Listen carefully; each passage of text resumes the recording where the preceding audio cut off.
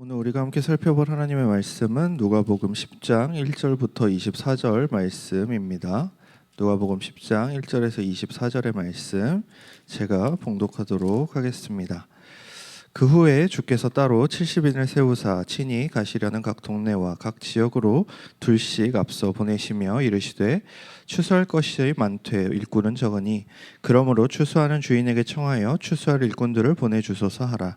갈지어다 내가 너희를 보냄이 어린 양을 이리 가운데로 보냄과 같도다. 전대나 배낭이나 신발을 가지지 말며 길에서 아무에게도 문안하지 말며 어느 집에 들어가든지 먼저 말하되 이 집이 평안할지어다 하라. 만일 평안을 받은 사람이 거기 있으면 너희의 평안이 그에게 머물 것이요 그렇지 않으면 너희에게로 돌아오리라. 그 집에 유하여 주는 것을 먹고 마시라. 일꾼이 그 삭슬 받는 것이 마땅하니라. 이 집에서 저 집으로 옮기지 말라. 어느 동네에 들어가든지 너희를 영접하거든 너희 앞에 차려놓은 것을 먹고 거기 있는 병자들을 고치고 또 말하기를 하나님의 나라가 너희에게 가까이 왔다 하라. 어느 동네에 들어가든지 너희를 영접하지 아니하거든 그 거리로 나와서 말하되 너희 동네에서 우리 발에 묻은 먼지도 너희에게 떨어버리노라. 그러나 하나님의 나라가 가까이 온 줄을 알라 하라. 내가 너희에게 말하노니 그날에 소돔이 그 동네보다 견디기 쉬우리라. 화 있을진저 고라시나 화 있을진저 벳세다야. 너희에게 행한 모든 권능을 두로와 시돈에서 행하였더라면 그들이 벌써 베옷을 입고 제에 앉아 회개하였으리라. 심판때에 두로와 시돈이 너희보다 견디기 쉬우리라. 가버나움아 내가 하늘에까지 높아지겠느냐 음부에까지 낮아지리라. 너희 말을 듣는 자는 곧 내 말을 듣는 것이요 너희를 저버리는 자는 곧 나를 저버리는 것이요 나를 저버리는 자는 나 보내신 이를 저버리는 것이라 하시니라. 70인이 기뻐하며 돌아와 이르되 주여 주의 이름이면 귀신들도 우리에게 항복하더이다. 예수께서 이르시되 사탄이 하늘로부터 번개같이 떨어지는 것을 내가 보았노라. 내가 너희에게 뱀과 전갈을 밟으며 원수의 모든 능력을 제어할 권능을 주었으니 너희를 해칠 자가 결코 없으리라. 그러나 귀신들이 너희에게 항복하는 것으로 기뻐하지 말고 너희 이름이 하늘에 기록된 것으로 기뻐하라 하시니라. 그때 예수께서 성령으로 기뻐하며 이르시되 천지의 주제이신 아버지여 이것을 지혜롭고 슬기 있는 자들에게는 숨기시고 어린 아이들에게 나타내심을 감사하나이다. 옳소이다. 이렇게 된 것이 아버지의 뜻이니이다. 내 아버지께서 모든 것을 내게 주셨으니 아버지 외에는 아들이 누구인지 아는 자가 없고 아들과 또 아들의 소원대로 계시를 받는 자 외에는 아버지가 누구인지 아는 자가 없나이다 하시고 제자들을 돌아보시며 조용히 이르시되 너희가 보는 것을 보는 눈은 복이 있도다. 내가 너희에게 말하노니 많은 선지자와 임금이 너희가 보는 바를 보고자 하였을 때 보지 못하였으며 너희가 듣는 바를 듣고자 하였을 때 듣지 못하였느니라. 아멘. 우리는 지난주 예수님께서 우리의 선한 목자 되심에 대해 함께 살펴보았습니다. 우리에게 선한 목자라는 이미지와 선한 목자라는 단어가 익숙하게 여겨질 수도 있지만 성경이 말하는 선한 목자에 대한 이미지는 그보다 훨씬 큰 하나님의 계획과 약속의 성취를 통해 이루어져 온 것임을 함께 나누었지요.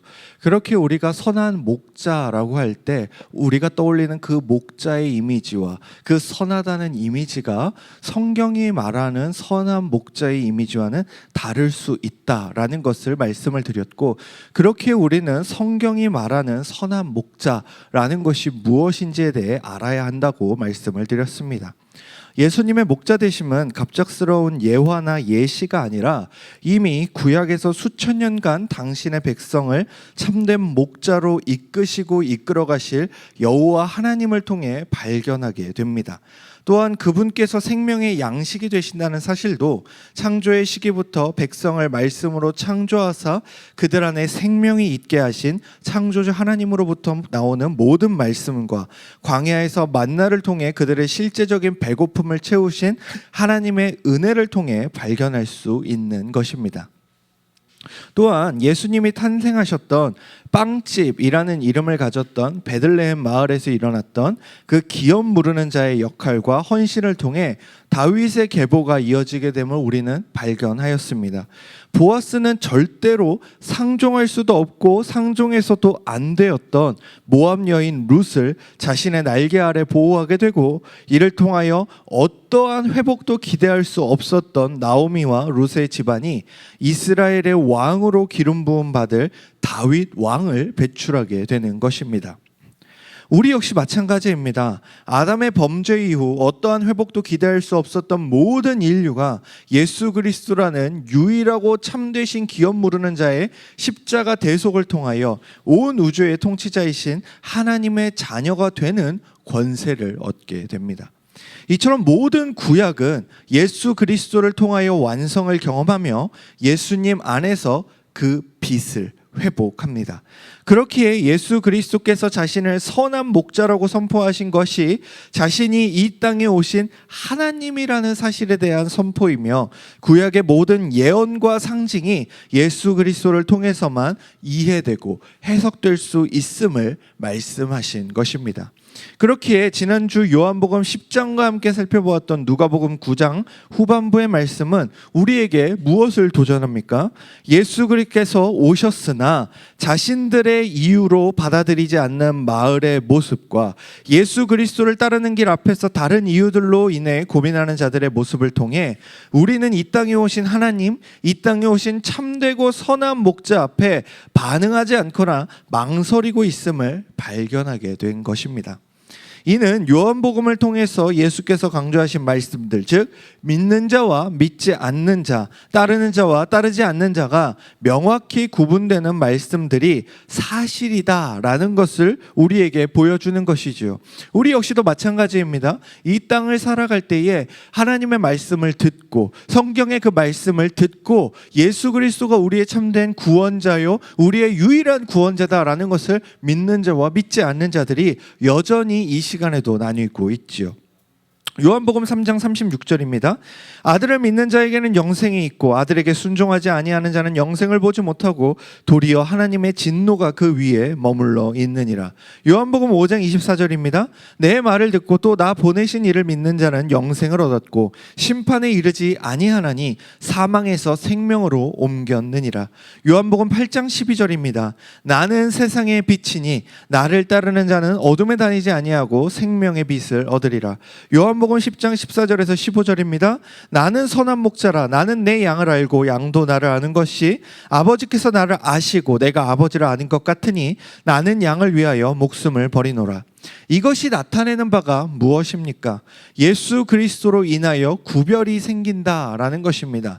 자녀와 원수가, 양과 염소가, 알곡과 가라지가 반석 위에 세운 집과 모래 위에 세운 집이 구분되는 것입니다.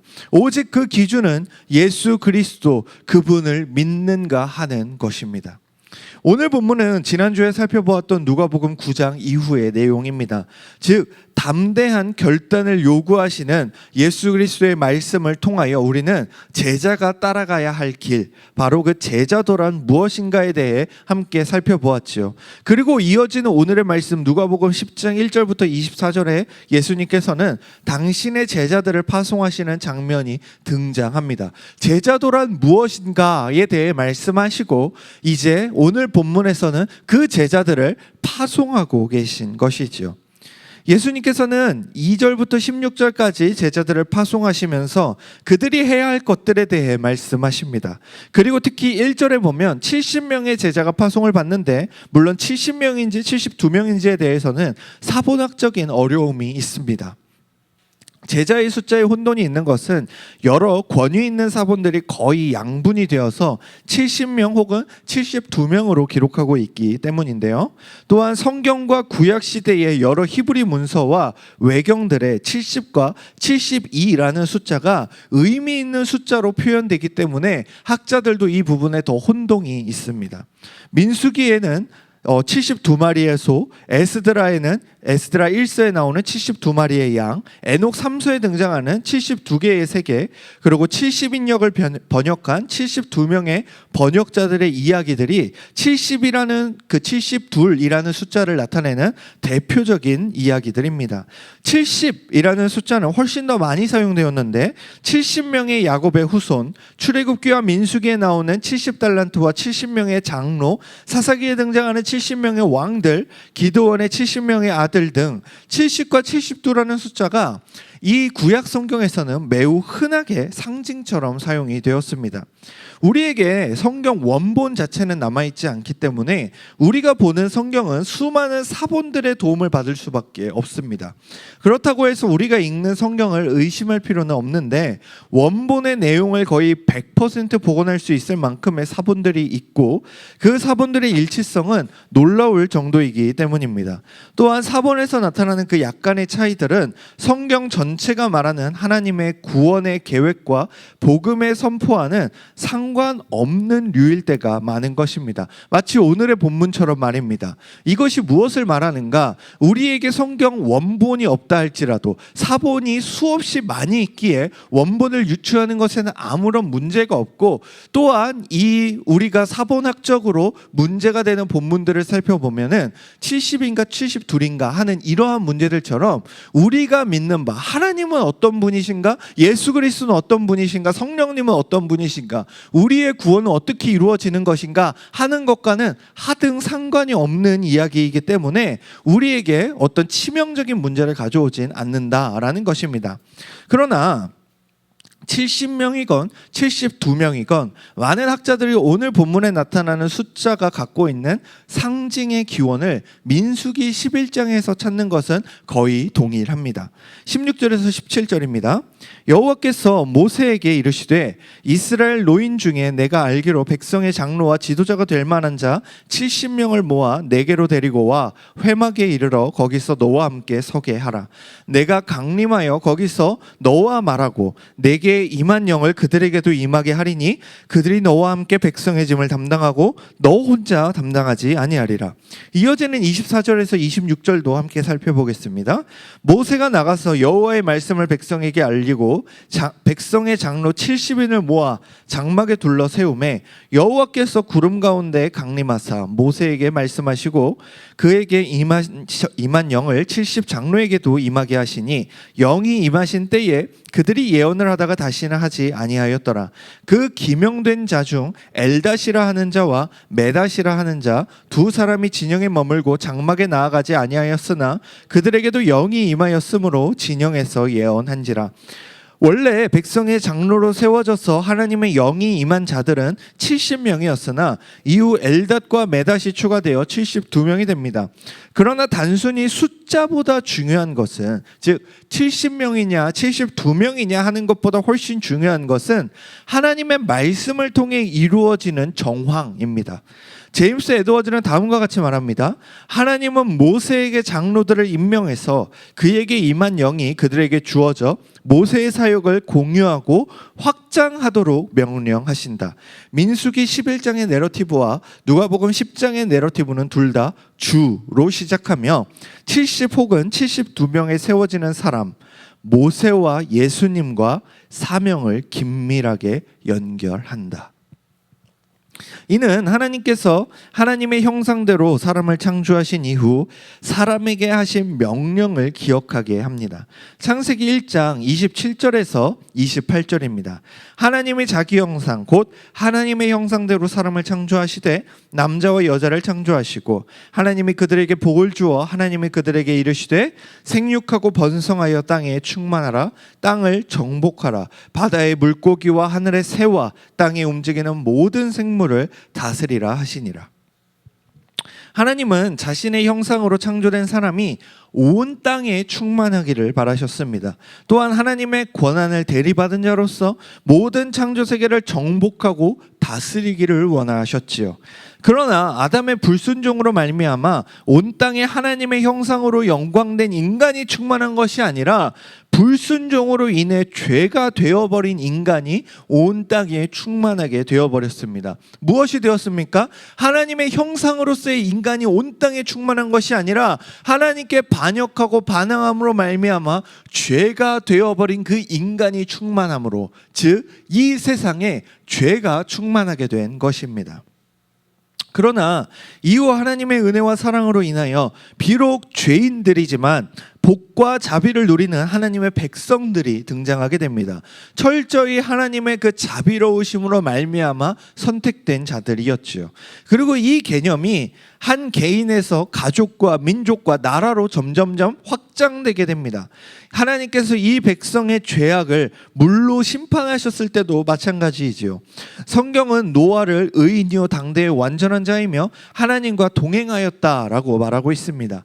하나님은 노아의 가족을 보존하시기로 선택하셨고 방주를 통해 보호받게 하십니다. 노아의 가족을 제외한 모든 것들을 물로 덮으신 이후 노아의 가족이 방주에서 나오게 되고 하나님은 그들에게 익숙한 명령을 하십니다. 창세기 9장 1절부터 3절입니다. 하나님이 노아와 그 아들들에게 복을 주시며 그들에게 이르시되 생육하고 번성하여 땅에 충만하라. 땅의 모든 짐승과 공중의 모든 새와 땅에 기는 모든 것과 바다의 모든 물고기가 너희를 두려워하며 너희를 무서워하리니 이것들은 너희의 손에 붙였음이니라. 모든 산 동물은 너희의 먹을 것이 될지라. 채소같이 내가 이것을 다 너희에게 주노라.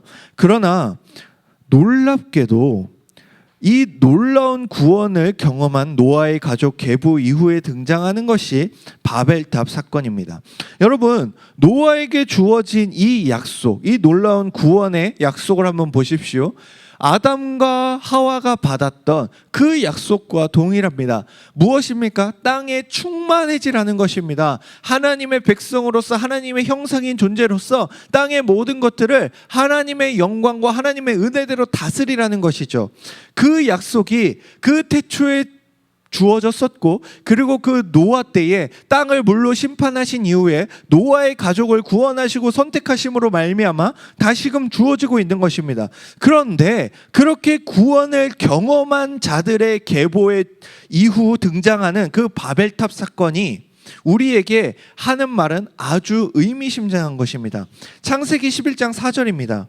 또 말하되 성읍과 탑을 건설하여 그 탑 꼭대기를 하늘에 닿게 하여 우리 이름을 내고 온 지면에 흩어짐을 면하자 하더니, 구원을 경험한 이후 그들의 계보들 가운데 하나님의 백성들과 하나님을 찬미하고 하나님의 형상대로 살아가는 그 역사가 반복되고 주어지는 것이 아니라 하나님께 반역하고 반항하기 위한 바벨탑 사건이 등장합니다. 그리고 그 창세기 11장 4절에는 그들이 그 탑을, 바벨탑을 건설하는 이유와 목적이 등장합니다. 그들이 성읍과 탑을 건설하기 위한 목적은 자신들의 이름을 내며 온 지면에 흩어짐을 면하고자 함이었다라고 성경이 기록하고 있습니다. 여러분, 물론 바벨탑이 지어진 이유에 대해서는 많은 이유들이 있을 것입니다. 그 중에 하나는 그 전에 노아의 물 심판이 있었기 때문에 노아의 방주만 살아남고 하나님께서 모든 것을 물로 쓸어버셨던 그 심판이 있었기 때문에 많은 사람들은 이제 더 이상 우리가 그 신에게 의해서 심판당하지 않겠다라는 그 의지로 탑을 지었을 수도 있습니다. 그렇기에 하늘에 닿는 높은 탑을 지어서 이제는 우리가 그 신의 심판에 휘둘리지 않겠다라는 그 마음이 있었을 수도 있죠. 그러나 오늘 말씀의 정황과 본문상 우리가 더 살펴보기 원하는 부분은 무엇이냐? 그들이 온 지면에 흩어짐을 면하고자 이 탑을 짓고 쌓고 있다라는 것입니다. 이것은 무엇에 대한 정면 도전입니까? 하나님께서 인간을 창조하신 이유에 대한 전면적인 도전이고 반역이었던 것입니다. 하나님이 이 땅을 창조하시고 그리고 또한 모든 것을 물로 심판하신 이후에 노아의 가족에게 주셨던 그 약속은 무엇입니까? 노아에게 주셨던 그 명령은 무엇입니까? 생육하고 번성하며 땅에 충만하여 하나님의 영광을 드러내라고 하신 것이었습니다. 그런데 이들은 지금 무엇을 원하고자 합니까? 온 지면에 흩어짐을 면하고자 합니다. 하나님은 온 땅에 충만하라고 하셨으나 인간은 죄악된 그 마음 가운데 무엇을 하기 원하는가? 흩어짐을 면하고자 했던 것이죠. 그렇기에 하나님께서는 이곳에서 인간의 모든 언어를 흩으심으로 말미암아 인간이 계획한 일들을 막아버리십니다. 이때 셈의 족보가 등장하며 그 족보의 씨, 즉 후손들을 통하여 하나님이 예비하신 복이 있었으니 바로 아브라함입니다. 마치 그 모든 홍수의 순간에도 하나님이 노아의 가족을 살려 놓으셨던 것처럼 이 바벨탑이라는 하나님에 대한 전면적인 도전과 반역이 있었을 때에도 하나님께서는 예비하신 복이 있었다라는 것입니다. 그리고 그 복은 무엇입니까? 바로 아브라함이라는 한 사람을, 그리고 그의 가족을 준비하신 것이었죠. 아브라함이 무언가 하기도 전에 하나님께서 그를 부르셨고 그에게 약속을 하십니다. 너는 복이 될지라. 그리고 아들 이삭을 약속하시죠. 창세기 17장 3절부터 6절의 말씀입니다. 아브라함이 엎드렸더니 하나님이 또 그에게 말씀하여 이르시되 보라, 내 언약이 너와 함께 있으니 너는 여러 민족의 아버지가 될지라. 이제 후로는 내 이름을 아브라함이라 하지 않고 아브라함이라 하리니 이는 내가 너를 여러 민족의 아버지가 되게 함이니라. 내가 너로 심히 번성하게 하리니 내가 너에게서 민족들이 나게 하며 왕들이 너에게로부터 나오리라. 그리고 그의 손자 이후 이스라엘이 되는 야곱에게도 하나님께서 약속을 하시는데 창세기 28장 13절에서 14절입니다. 또 본즉 여호와께서 그 위에 서서 이르시되 나는 여호와니 너희 조부 아브라함의 하나님이요 이삭의 하나님이라. 네가 누워있는 땅을 내가 너와 내 자손에게 주리니 내 자손이 땅의 티끌과 같이 되어 내가 서쪽과 동쪽과 북쪽과 남쪽으로 퍼져나갈지며 땅의 모든 족속이 너와 내 자손으로 말미암아 복을 받으리라. 여러분, 아브라함에게 주어졌던 약속도 번성하게 함이었습니다. 그리고 야곱에게 주어지는, 이스라엘에게 주어지는 그 약속은 무엇입니까? 서쪽과 동쪽과 북쪽과 남쪽으로 퍼져나간다라는 것입니다. 그리고 이 복을 받고 하나님의 능력으로 말미암아 구원받은 이스라엘 백성들과 맺으시는 언약에서 이렇게 말씀하십니다. 출애굽기 19장 3절에서 6절입니다. 모세가 하나님 앞에 올라가니 여호와께서 산에서 그를 불러 말씀하시되 너는 이같이 야곱의 집에 말하고 이스라엘 자손들에게 말하라. 내가 애굽 사람에게 어떻게 행하였음과 내가 어떻게 독수리 날개로 너희를 업어 내게로 인도하였음을 너희가 보았느니라. 세계가 다 내게 속하였나니 너희가 내 말을 잘 듣고 내 언약을 지키면 너희는 모든 민족 중에서 내 소유가 되겠고 너희가 내게 대하여 제사장 나라가 되며 거룩한 백성이 되리라. 너는 이 말을 이스라엘 자손에게 전할지니라. 이스라엘 백성을 모든 민족 중에 선택한 이유는 제사장 나라 삼기 위함이었습니다. 여러분 생각해 보십시오. 이미 아브라함으로부터 그 이후 야곱과 이어지는 그 모든 이스라엘 백성들 가운데 다시 한번 하나님께서 약속하신 것이 무엇입니까? 땅에 퍼지는 것입니다. 땅에 충만한 것입니다. 그리고 그것을 통해서 하나님께서 이스라엘 민족을 세우신 이유는 무엇인가? 제사장 나라 삼기 위함이었다라고 말하고 있습니다. 제사장은 우리가 아는 것처럼 하나님과 예배하는 자들을 중보하는 역할입니다. 즉 이스라엘의 존재 목적 자체가 모든 열방으로 하여금 하나님께 나오는 것을 돕는 위대한 목적이 있었던 것이지요. 즉 온 땅에 하나님의 백성이 충만하게 될 사역에 이스라엘을 택하셨던 것입니다. 여기서도 핵심은 온 땅에 충만함에 있습니다. 여러분 지금 제가 복음서를 설교하다가 무슨 이야기를 하는 걸까요? 성경을 관통하고 있는 맥락을 말씀드리는 겁니다. 하나님께서 사람을 창조하신 목적과 타락 이후에 당신의 백성을 부르시는 이유가 무엇인지 이해하고 말씀을 읽어 나가야 하기 때문입니다. 하나님께서는 당신의 형상으로 창조된 사람이라는 피조물이 온 땅에 충만하기를 바라셨고 이를 통하여 하나님의 영광이 온 땅에 충만하도록 하셨건만 불순종으로 인하여 죄악이 충만한 상황 속에서 하나님께서는 끊임없이 본래 창조의 목적을 이루어가고 계신 것입니다. 소망이 없는 세상에서 하나님의 백성을 택하시고 그들을 통해 온 만물이 다시금 하나님의 영광을 드러내며 하나님의 충만을 경험하는 그 날을 이루어 가시는 것이지요. 그리고 구약의 모든 그림자와 예표가 지나고 그 날을 이루실 예수 그리스도께서 이 땅에 오신 것입니다. 모든 대속의 사역은 예수 그리스도를 통해 이루어졌으나 온 세상 사람으로 하여금 예수 그리스도의 이름을 믿고 돌아오게 하는 사역에 많은 사람이 초대됩니다. 또한 이 초대를 들은 자들이 다시금 그 복음을 전할 자들이 되는 것입니다. 그런데 이 사안은 매우 급박합니다. 하나님께서는 종말이 어느 때인지 알려주시지 않으셨지만 그 날은 하루하루 가까워지고 있으며 우리가 복음을 전할 수 있는 시간은 매 시간 그리고 매일 줄어들고 있습니다. 그것은 여기 앉아있는 우리도 마찬가지이지요. 우리에게 하루하루가 늘어나고 있습니까? 아니요. 하루하루가 매일매일 줄어들고 있습니다. 이 땅에 예수 그리스도의 재림이 이루어질 그 날도 하루하루 가까워지고 있고 우리의 죽음도 하루하루 가까워지고 있습니다. 그렇기에 예수님께서는 명령하시길 길에서 마주치는 누구에게도 문안하지 말라고 합니다. 이와 관련해서 톰슨 박사는 그 당시 고대 근동지방의 인사를 소개합니다. 여러분들이 이 말씀을 들으시면서 이 인사를 한번 따라해 보셔도 좋을 것 같습니다. 같은 계급을 가진 두 명의 아랍인이 함께 만나게 되면 그들은 서로의 오른손을 내밀어 악수를 하고 나서 그 손에 입을 맞출 것처럼 하면서 손을 함께 들어 올린다. 그 다음 그들은 상대방의 손 대신에 자신의 손을 끌어당겨서 입을 맞춘다. 이후 그 손을 자신의 이마 위로 가져간다. 그 다음에는 상대방의 수염에 입 맞추는 인사를 한다. 다음으로 그들은 친구를 만날 수 있도록 하여 준 신에게 감사하는 기도를 한다. 그리고 때때로 그들은 서로 손을 붙잡는 의식과 입 맞추는 의식 10번가량 반복하기도 한다. 그렇기에 톰슨 박사는 이런 말을 덧붙입니다. 예의라고 규정된 인사말 속에는 위선과 아첨과 거짓이 많이 포함되어 있었다. 이 때문에 진리 자체이신 우리 주님은 그를 대표하는 제자들에게 가능한 길에서 인사하지 말라고 하셨다. 여러분, 이 말을 한번 보십시오.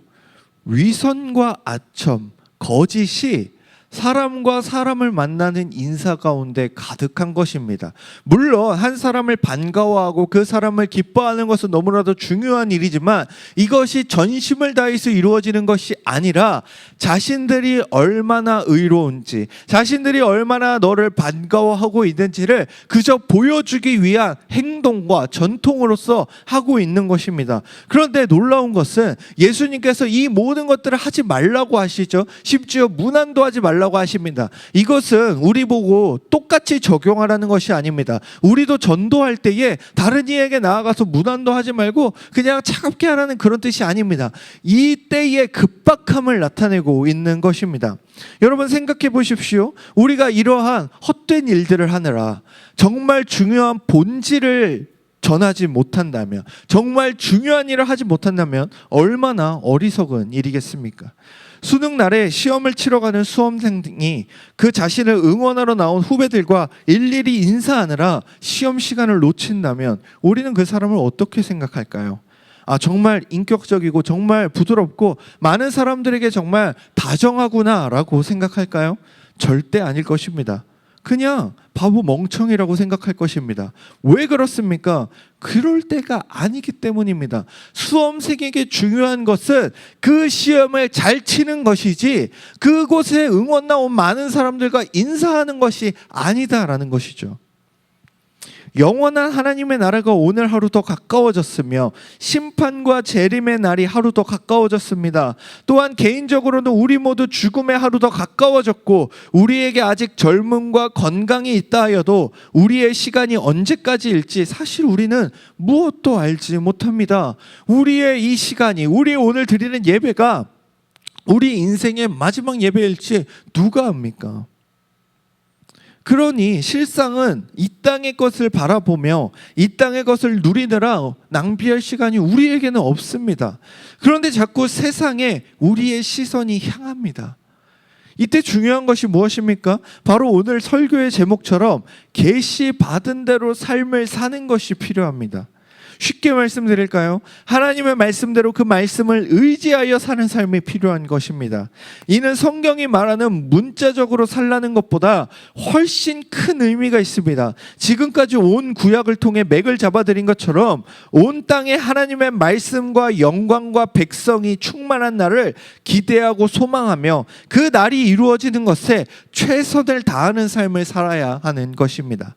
여러분, 공부를 하는 것이 나의 만족과 유익과 좋은 대학을 가기 위한 것이 아니라 하나님 나라의 충만과 확장을 소망해야 합니다.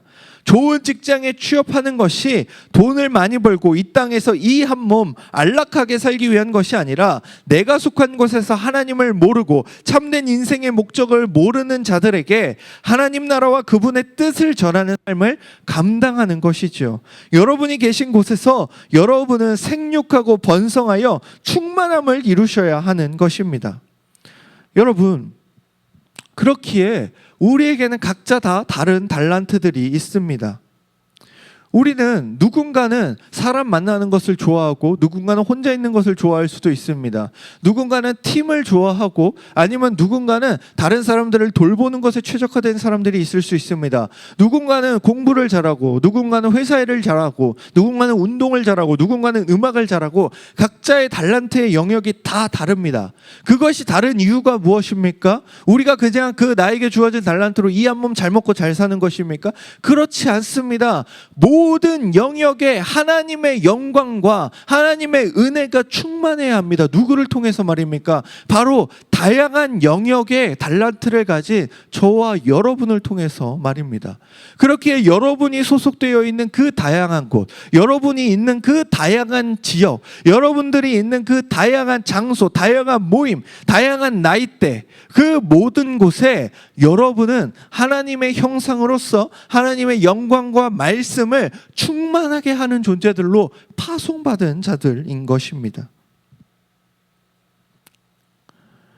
우리가 속한 모든 곳에 복음을 듣고 중생하는 자들이 끊임없이 태어나야 하고 그들을 올바르게 신앙 안에서 길러야 하며 그렇게 주를 믿는 자들이 번성하고 은혜가 충만함을 위해 살아가고 계십니까? 여러분, 이렇게 살아가는 것이 바로 제자의 삶입니다. 말씀대로, 즉 계시대로 살아가는 제자의 삶인 것입니다. 여러분, 이 땅에 지금 우리나라의 출산율이 문제가 되고 있습니다. 그런데 그 출산율보다 더 큰 문제가 무엇인지 아십니까? 바로 중생하는 자들의 출산율입니다. 예수 그리스도를 얼마나 믿고 중생하는가, 다시 태어나는가 하는 그 사람들의 출산율은 훨씬 더 심각한 지경에 이르고 있습니다. 그렇게 우리는 단순히 우리나라가 소멸할 것인가를 걱정하기를 그보다 먼저 무엇을 고민해야 되는가? 정말 예수 그리스도 안에서 예수 그리스도를 나의 구주로 영접하고 하나님을 나의 아버지로 여기며 성령님의 인도하심을 따라 살아가고자 하는 정말 중생하는 영혼들이 얼마나 태어나고 있는가? 그리고 나의 주변에서 얼마나 태어나고 있는가?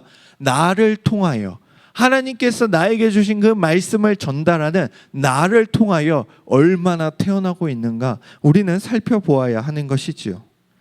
이는 예수 그리스도의 십자가 대속 이후에도 마찬가지입니다. 마태복음 28장 19절에서 20절입니다. 그러므로 너희는 가서 모든 민족을 제자로 삼아 아버지와 아들과 성령의 이름으로 세례를 베풀고 내가 너희에게 분부한 모든 것을 가르쳐 지키게 하라. 볼지어다 내가 세상 끝날까지 너희와 항상 함께 있으리라 하시니라. 오늘 우리가 살펴보는 누가는 이 누가복음 이후에 책을 한 권 더 기록하였는데 바로 사도행전입니다. 사도행전이라는 책 자체가 예수님의 그 제자들의 삶을 기록한 책이지요. 예수님께서 승천하시기 전 마지막 말씀을 하시는 게 사도행전 1장 8절에 기록되었는데 이렇게 기록되어 있습니다. 오직 성령이 너희에게 임하시면 너희가 권능을 받고 예루살렘과 온 유대와 사마리아와 땅끝까지 이르러 내 증인이 되리라 하시니라 라는 말씀입니다. 또한 사도행전의 마지막은 바울이 제자로 감당한 삶을 보여줍니다. 28장 31절이죠. 하나님의 나라를 전파하며 주 예수 그리스도에 관한 모든 것을 담대하게 거침없이 가르치더라. 모든 말씀에서 하나님 나라의 백성으로 하나님의 자녀로 그리스도의 제자로서의 삶에 강조되는 것은 온 땅의 충만함을 이루라는 것입니다.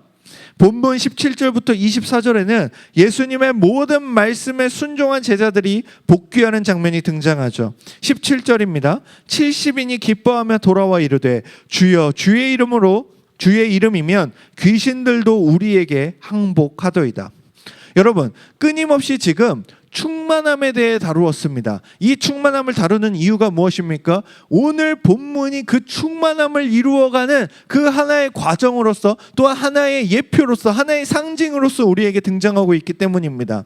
예수님께서 이 70인을 파송하는 것은 단순히 70명을 파송하는 어떤 상징적 숫자를 보여주시기 위함이 아니라 예수 그리스도께서 이 땅에 오셔서 당신의 말씀을 전하실 때에, 하나님의 말씀이 선포될 때에 하나님의 그 계시의 말씀을 들은 자들이 자신들의 삶 가운데, 이 세상 가운데 어떻게 반응하는지 우리에게 보여주고 있는 것입니다. 그 보여주는 반응은 무엇입니까? 이 땅 가운데 충만한 것입니다. 이 땅 가운데 하나님의 말씀을 전하는 것입니다. 이 땅 가운데 하나님의 말씀을 전하여서 하나님께 돌아오는 자들이 생기는, 즉 중생의 역사를 경험하게 되는 그 놀라운 일들을 우리에게 보여주고 있는 것이죠. 그런데 이 놀라운 일이 단순히 오늘 본문에서만 나타나는 것이 아니라 구약, 하나님께서 이 모든 세상을 창조하시는 그때로부터 구약의 모든 역사는 바로 이 충만함을 다시금 회복시키고 이루고 보존하기 위해 이루어져 왔으며, 오늘 이 말씀을 통해서는 예수 그리스도의 그 말씀을 전달하는 것으로 통해 더욱더 발전되고 핵심적으로 이루어지고 있다는 것을 우리는 발견할 수 있는 것입니다. 여러분, 말씀에 순종하는 삶은 바로 오늘 본문의 이 제자들, 이 70인이 기뻐하며 돌아와 이뤘던 것처럼 기쁨을 우리에게 줍니다. 분명 제자들은 나가서 많은 핍박과 어려움을 당하였을 것입니다. 이미 예수님께서 3절에서 그들을 보내는 것이 양을 이리 가운데 보내는 것 같다고 말씀하셨죠. 또한 복음을 저버리는 자들도 많았을 것입니다. 제자들의 모습은 비록 아주 짧은 전도의 시간이었지만 우리 성도의 삶을 반영합니다. 여러분, 성경에는 굳이 제자들이 전도를 갔을 때 어떠한 취급을 당했는지 나오지 않습니다. 그러나 그들이 당했던 취급은 사실 뻔합니다. 왜 그렇습니까? 그때나 지금이나 다르지 않습니다. 복음은 여전히 낯설고 여전히 이질적이고 여전히 이 세상을 살아가는 데 있어서는 바보 같은 것처럼 여겨지기 때문입니다. 왜 그렇습니까? 복음 때문에 내가 해야 될 학업을 놓칠 때도 있고, 복음 때문에 내가 즐기고 싶은 것들을 내려놓아야 할 때도 있으며, 복음 때문에 내가 나의 자아 실현을 못하는 것처럼 여겨질 때도 있기 때문입니다. 그러나 오늘 본문 가운데 무엇을 말합니까? 고통을 말하는 것이 아니라 그것으로 인해 주어지는 기쁨을 말하고 있습니다. 이는 구약에서 지금에 이르기까지 마찬가지입니다. 신자의 삶은 대체로 고난과 핍박이 따릅니다. 왜냐하면 이 세상이 요구하는 삶의 방식이 아닌 하나님의 방식대로 살아가기를 소망하는 자들이기 때문입니다. 그러나 그 마지막에 예수님을 제외할 때 우리는 기쁨이 가득할 것입니다. 여러분, 이때에 예수 그리스도를 만나게 되는 그때에 우리가 이 세상에서 모든 고난과 질고를 다 지고 예수님을 만나게 되는 그때에 우리는 무엇이 기억이 날까요? 여전히 우리 안에 원망과 복수심, 슬픔과 좌절이 있을까요? 저는 그렇지 않을 거라 확신합니다. 오히려 나를 바라보시고 나를 안아주시며 나의 모든 눈물을 닦아주시고 나의 모든 슬픔과 아픔을 기쁨으로 바꿔주실 그 예수 그리스도 앞에서 우리는 기뻐할 수밖에 없지 않겠습니까? 마치 철로역정에 나오는 그 크리스천이 그 수많은 고난과 어려움의 역경을 다 디디고 지나서 그 마지막 사망의 강을 지나 천성에서 예수 그리스도를 만났을 때, 예수님, 저가 이렇게 힘들었습니다. 저를 이렇게 아프게 한 놈들이 있습니다. 저를 이렇게 힘들게 한 놈들이 있습니다. 그 놈들 다 버려주세요라고 말합니까? 그렇지 않습니다. 그곳은 그런 것이 전혀 생각나지 않는 것입니다. 왜 그렇습니까? 바로 우리의 주인 되시는, 우리의 구원자 되시는 예수 그리스도를 마주하는 순간이기 때문입니다. 여러분, 그런데 이 문제는 이 세상과 사단의 유혹이 우리의 생각보다 더욱 교묘하다는 데 있습니다.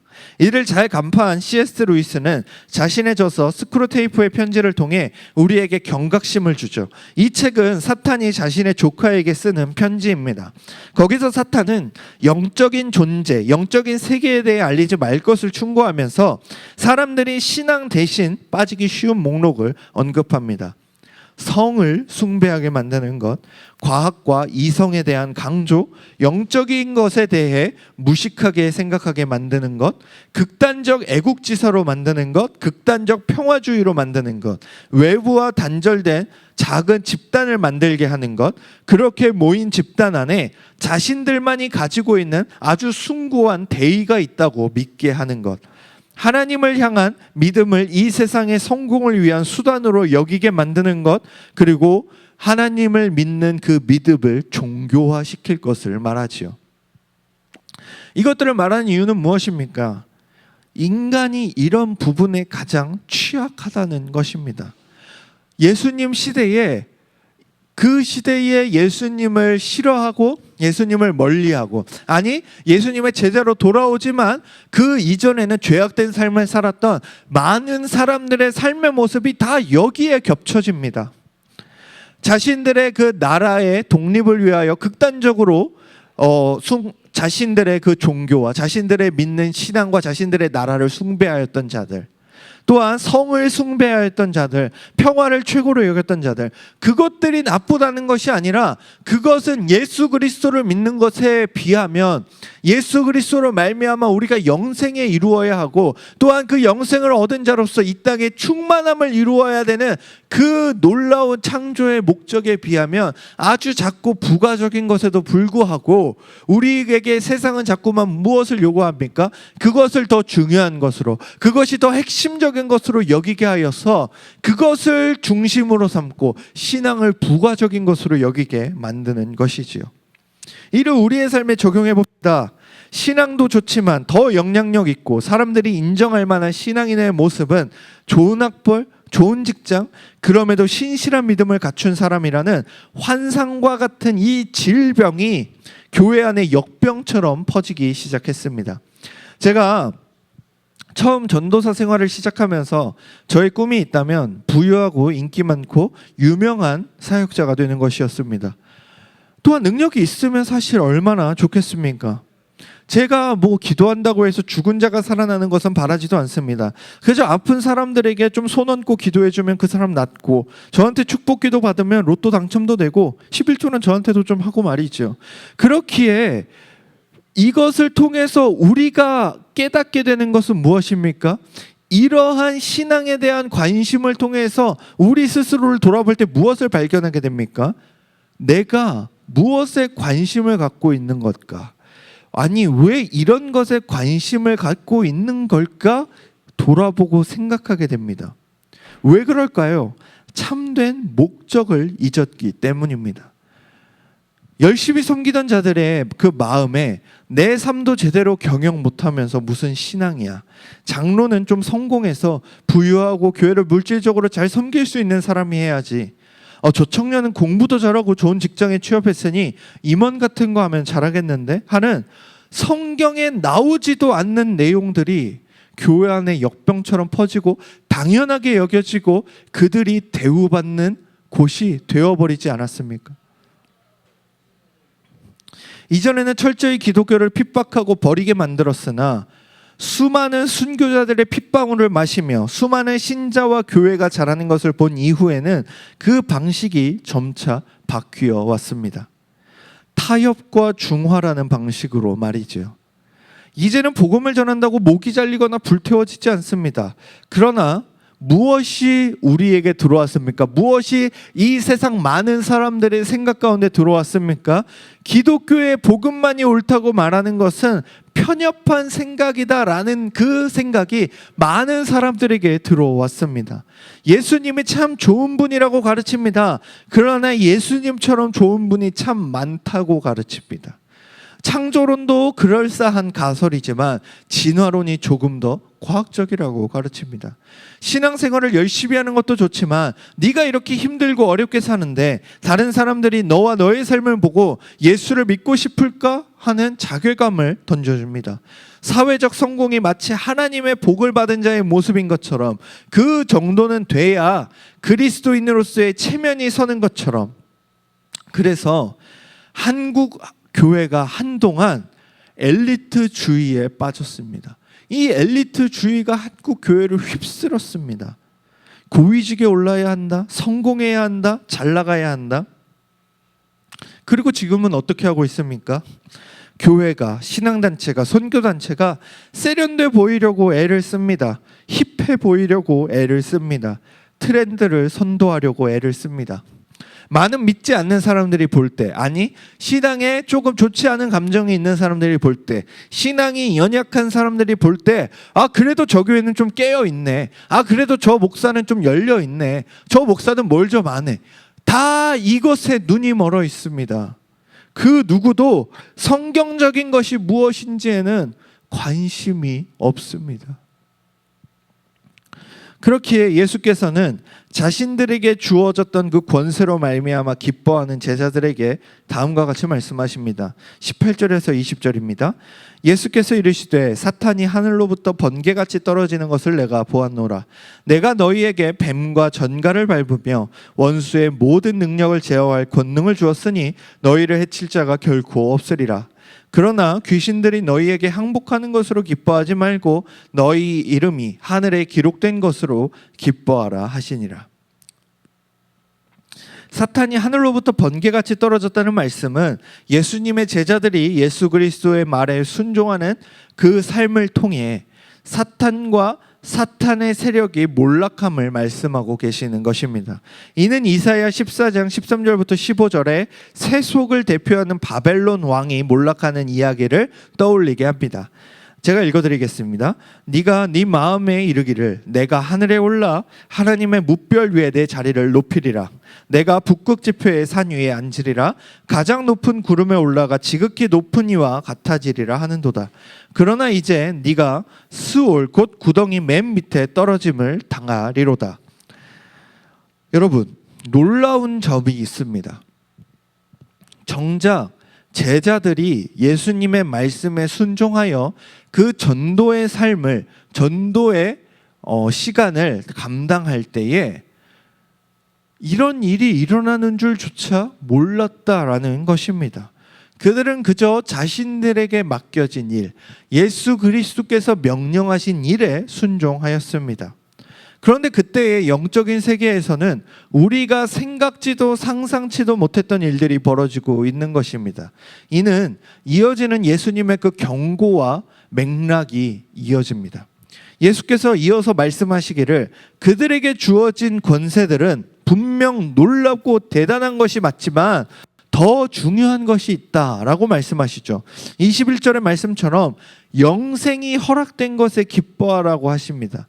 이 땅에서 행하는 권세들이 영생 앞에서 얼마나 작은 것인지 잊어서는 안 됩니다. 그러나 우리는 자꾸만 영생보다 이 땅에서 우리가 행할 권세에 초점을 맞출 때가 있습니다. 이는 제자가 가장 경계해야 될 부분입니다. 여러분, 제가 아까 말씀드렸죠. 제가 목회를 시작하면서 정말 부유하고 인기 많고 유능한 그런 사역자가 되고 싶었다고 말씀을 드렸습니다. 그러나 여러분, 그것에는 이미 이 말부터가 문제가 있습니다. 왜 그렇습니까? 사역을 하는 이유와 동기가 성경적이지 않기 때문입니다. 성경은 단 한 번도 십자가의 길, 예수 그리스도의 제자로 사는 길이 인기 있는 길이라고 말하지 않습니다. 그리고 성경이 말하는 그 놀라운 달란트들은 세상이 봤을 때 우리에게 부러워하지 않는 것일 수 있습니다. 그렇게 여러분, 이 땅을 살아갈 때에 여러분들이 있는 그곳에서, 여러분들이 신앙을 유지하고 있는 그 자리에서 항상 경계하셔야 됩니다.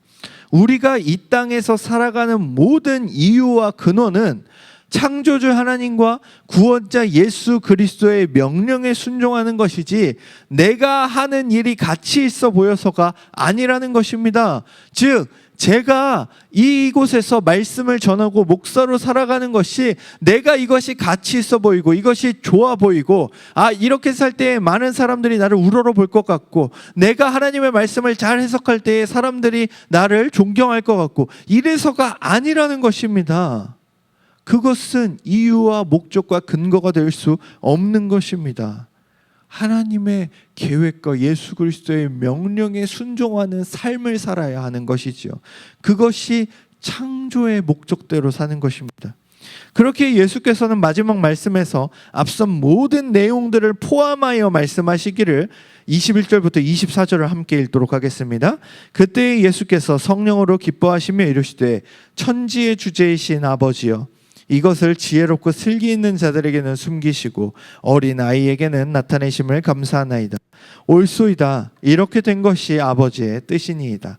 내 아버지께서 모든 것을 내게 주셨으니 아버지 외에는 아들이 누구인지 아는 자가 없고 아들과 또 아들의 소원대로 계시를 받는 자 외에는 아버지가 누구인지 아는 자가 없나이다 하시고 제자들을 돌아보시고 조용히 이르시되 너희가 모든 것을 보는 눈이 복이 있도다. 내가 너희에게 말하노니 많은 선지자와 임금이 너희가 보는 바를 보고자 하였을 때 보지 못하였으며 너희가 듣는 바를 듣고자 하였을 때 듣지 못하였느니라. 다시 한번 어린 아이들에게 나타나는 그 하나님의 일하심이 등장합니다.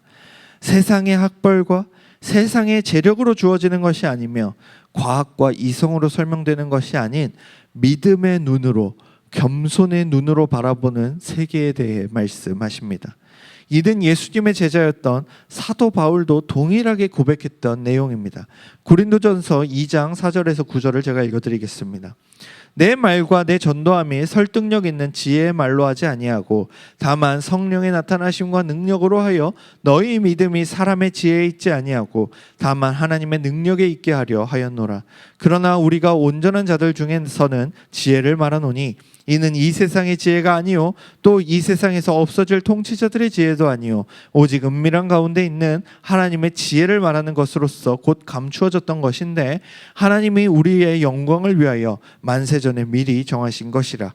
이 지혜는 이 세대의 통치자들이 한 사람도 알지 못하였나니 만일 알았더라면 영광의 주를 십자가에 못 박지 아니하였으리라. 기록된 바 하나님이 자기를 사랑하는 자들을 위하여 예비하신 모든 것은 눈으로 보지 못하고 귀로 듣지 못하고 사람의 마음으로 생각하지도 못하였다 함과 같으니라.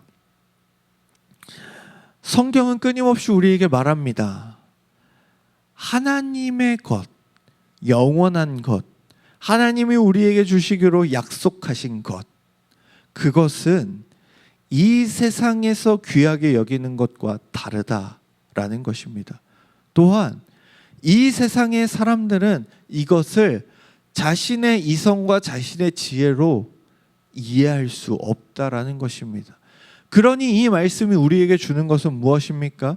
우리가 전도하러 나아갈 때에 우리가 이 기독교에 대하여 하나님에 대하여 예수님에 대하여 좋은 것들을 얘기할 때 그들을 세상적인 지식으로 납득시키고 합리적인 설명으로 설득시키려는 그 시도가 아니라는 것입니다. 그 시도가 있으면 좋을 수도 있으나 하나님의 전도는 하나님의 구원은 그런 식으로 이루어지는 것이 아니다라는 것을 분명히 말하고 있습니다. 왜 그렇습니까?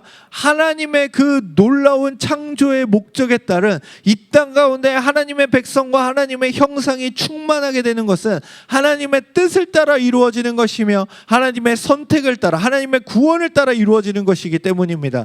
그렇게 우리는 그러한 하나님의 일하심에 예수 그리스도의 명령에 함께 참여하는 자들입니다. 순종하는 자들입니다. 동역하는 자들입니다. 무엇을 해야 됩니까? 계시를 받은 대로 살아가는 것입니다. 계시되지 않은 것을 과감하게 내려놓는 것입니다. 우리 안에 있는 수많은 세상이 주는 유혹, 학벌에 대한 유혹, 돈에 대한 유혹, 이성에 대한 유혹, 그리고 내 자아 실현에 대한 유혹, 사람들의 관계에 대한 유혹, 가족에 대한 유혹, 그 모든 유혹들을 예수 그리스도의 그 말씀 앞에 과감하게 내려놓는 것입니다. 무엇 때문에요? 우리의 모든 신앙은 말씀에 순종하는 것이며 그 말씀에 따라 순종할 때에 하나님이 우리의 삶을 통해 이루시고자 하는 것은 온 땅에 하나님의 영광이 충만해지는 것입니다. 누구를 통해서요? 바로 하나님의 형상이요, 하나님을 믿는 백성이요, 하나님의 자녀들인 우리를 통해서입니다. 말씀을 맺겠습니다. 어떤 신앙이 내게, 아니 여기 계신 여러분에게 전도는 어떻게 해야 합니까? 라고 묻는다면 뭐라고 대답하시겠습니까? 하나님의 지혜와 능력, 성령의 힘을 의지하여 하는 것이라고 대답하는 것에 반대하시는 분은 없으실 것입니다. 그렇다면 여러분, 이 질문과 동일한 질문을 여러분에게 하고 싶습니다. 아니, 동일하지만 우리가 더 어려워하는 질문을 드리도록 하겠습니다. 여러분, 그렇다면 우리의 평생의 삶은 어떻게 살아야 합니까? 라는 질문에 뭐라고 답하시겠습니까? 동일한 답변을 할 수 있겠습니까? 우리는 작은 범주에서는 때때로 담대한 대답을 할 때가 있습니다. 전도라고 한정되어질 때 우리는 어떻게 합니까? 그래, 담대하게 하나님만 믿고 하나님을 의지하면서 나아가자, 성령의 힘을 의지하자, 하나님께서 주시는 지혜와 능력을 의지하자 합니다. 그러나 정작 나의 평생, 나의 영원한 삶, 나의 모든 신앙의 여정, 그 모든 것에 있어서는 우리는 어떻게 반응합니까? 될까? 정말 가능할까? 생각하는 것이죠. 인생이라는 커다란 범주에서 우리가 따르고 믿어야 할 바를 놓치는 것입니다. 오늘 우리가 앞서 살핀 말씀처럼 제자된 우리에게 주어진 삶의 이유와 목표는 동일합니다. 예수 그리스도의 제자로 그분의 말씀에 따라 이 땅에 생육하고 번성하고 충만한 것입니다. 예수께서 분부하신 그 모든 것을 지키는 것이며 땅끝까지 이르도록 주님의 증인이 되는 것입니다. 이 삶은 목사와 교역자의 삶이 아닌 바로 모든 성도의 삶입니다. 성경을 통해 계시된 그 하나님의 말씀, 예수 그리스도의 말씀에 순종하는 삶을 살아가는 저와 여러분이 되기를 소망합니다. 함께 기도하겠습니다. 하나님 아버지의 은혜와 사랑을 감사드립니다. 오늘도 우리에게 주님의 말씀을 허락하시고 이 말씀 안에서 오늘 우리에게 말씀하시는 그 본문의 말씀이 단순히 오늘 이 누가복음 10장에만 등장하는 말씀이 아니라 하나님께서 이 땅을 창조하실 그때부터 이 땅을 온전히 회복하시기까지 하나님의 그 계획과 계획하신 목적에 따라 온전히 이루어지고 있음을 발견하게 됩니다. 주님, 이러한 말씀을 우리가 의지하며 우리의 삶도 하나님의 계획 속에 있음을 믿고 우리의 삶을 의심하려 하지 않고 하나님의 계획을 의심하려 하지 않고 온전히 따라가며 순종하는 우리 모든 청년 지체를 낼 수 있도록 주님께서 은혜 베풀어 주시옵소서. 감사를 드리며 우리 주 예수 그리스도의 이름으로 기도드립니다. 아멘.